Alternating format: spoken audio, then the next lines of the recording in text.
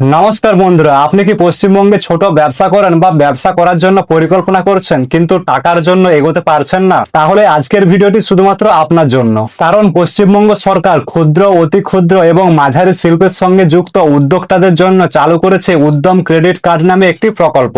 এই প্রকল্পের উদ্দেশ্য হলো পশ্চিমবঙ্গের ছোট ব্যবসায়ীদের সহজ শর্তে আর্থিক সহায়তা করে ব্যবসা শুরু করা বা ব্যবসাকে আরো বড় করতে সাহায্য করা। চলুন জেনে নেওয়া যাক এই প্রকল্পে কি কি সুবিধা রয়েছে, কারা কারা আবেদন করতে পারবেন এবং কিভাবে আবেদন করবেন। তার আগে যারা এখনো ভিডিওটি লাইক করেননি, ভিডিওটি লাইক করে চ্যানেলটি সাবস্ক্রাইব করে দিন। আর ফেসবুক থেকে দেখে থাকলে ফলো করতে ভুলবেন না। প্রথমেই আসি আর্থিক সহায়তার কথায়। এই প্রকল্পে একজন উদ্যোক্তাকে সর্বোচ্চ 10 লক্ষ টাকা পর্যন্ত আর্থিক সহায়তা করা হবে বলে জানানো হয়েছে। এই 10 লক্ষ টাকার মধ্যে 5 লক্ষ টাকা সরকারি অনুদান এবং বাকি 5 লক্ষ টাকা বিনা সুদে দেওয়া হবে। আর সব থেকে ভালো বিষয় হলো এই ঋণ নেওয়ার জন্য আপনাকে কোনো জমি, সম্পত্তি বা সোনা বন্ধক দিতে হবে না। এবার প্রশ্ন হলো এই টাকা দিয়ে কি কি করা যাবে। তো আপনি যদি নতুন ব্যবসা শুরু করছেন তাহলে দোকান বা কারখানার জন্য যে প্রাথমিক খরচ সেটা কিন্তু এই টাকা দিয়ে বহন করতে পারবেন। এবং আপনার যদি অলরেডি ব্যবসা থাকে তাহলে সেই ব্যবসার জন্য মেশিন কেনা, যন্ত্রপাতি কেনা বা কাঁচা মাল কেনা, এমনকি শ্রমিকদের পেমেন্ট করতেও কিন্তু এই টাকাটা ব্যবহার করতে পারবেন।